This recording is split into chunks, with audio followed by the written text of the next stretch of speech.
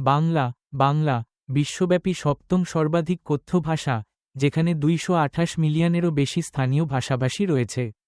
এটি অনন্য কারণ এর কোনো লিঙ্গ নির্দিষ্ট বিশেষ্য বা সর্বনাম নেই এবং এটিই একমাত্র ভাষা যার বক্তারা তাদের মাতৃভাষা বলার অধিকারের জন্য তাদের জীবন উৎসর্গ করেছিলেন।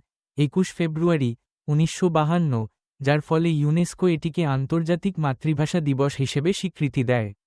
বাংলা সম্পর্কে কিছু অনন্য এবং কম জানা তথ্য এখানে দেওয়া হল। বাংলা একটি লিঙ্গ মুক্ত ভাষা, যার অর্থ বিশেষ্য, বিশেষণ এবং সর্বনাম লিঙ্গের ভিত্তিতে পরিবর্তিত হয় না।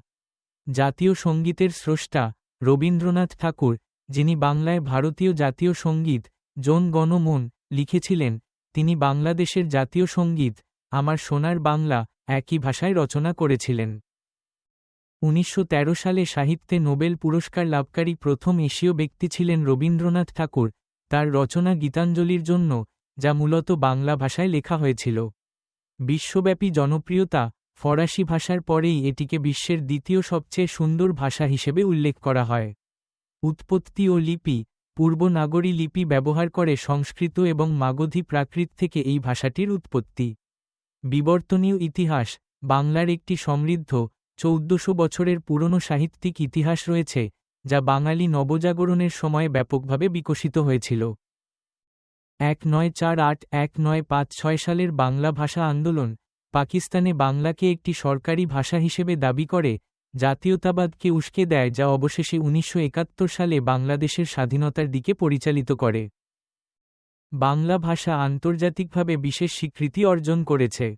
সিয়েরা লিওনে বাংলা ভাষাকে সম্মানসূচক সরকারি ভাষার মর্যাদা দেওয়া হয়েছে, যা ভাষার বৈশ্বিক গুরুত্বকে তুলে ধরে। ইউনেস্কো 21শে ফেব্রুয়ারিকে আন্তর্জাতিক মাতৃভাষা দিবস হিসেবে ঘোষণা করেছে, যার মাধ্যমে বিশ্বের বিভিন্ন ভাষার প্রতি শ্রদ্ধা ও সংরক্ষণের গুরুত্ব প্রকাশ পায়। এই স্বীকৃতিগুলো বাংলা ভাষার সাংস্কৃতিক ও ঐতিহাসিক গুরুত্বকে বিশ্বদরবারে প্রতিষ্ঠিত করেছে। বাংলা ভাষার সাহিত্য ঐতিহ্য অত্যন্ত সমৃদ্ধ এবং বৈচিত্র্যময়। রবীন্দ্রনাথ ঠাকুর এই ঐতিহ্যের অন্যতম উজ্জ্বল নক্ষত্র, যিনি তার অসাধারণ সাহিত্যকর্মের জন্য নোবেল পুরস্কার লাভ করেন।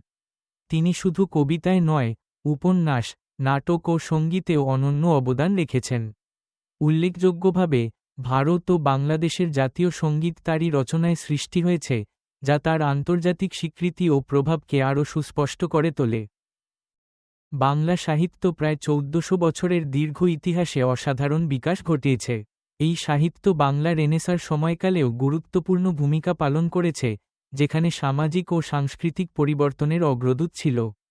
বাংলা ভাষার সাহিত্যিক সৌন্দর্য, গভীরতা এবং বহুমাত্রিকতা একে বিশ্বের অন্যতম সুন্দর ভাষার মর্যাদা দিয়েছে। কবিতা, গল্প, উপন্যাস ও নাটকের মাধ্যমে বাংলা সাহিত্য মানুষের অনুভূতি ও চিন্তাকে অনন্যভাবে প্রকাশ করেছে। এই ঐতিহ্য আজও বাংলা ভাষাভাষী মানুষের গর্বের উৎস। ভাষার স্বীকৃতির দাবিতে জীবন উৎসর্গকারী ছাত্র ও সাধারণ মানুষের সাহসিকতা গোটা জাতিকে ঐক্যবদ্ধ করে তোলে। ভাষা আন্দোলনের সাফল্য ভবিষ্যতে স্বাধীন বাংলাদেশের জন্য রাজনৈতিক ও সামাজিক ভিত্তি তৈরি করে দেয়। 1971 সালে বাংলাদেশের স্বাধীনতা অর্জনের পথ এই আন্দোলনের মাধ্যমেই সুসংহত হয়।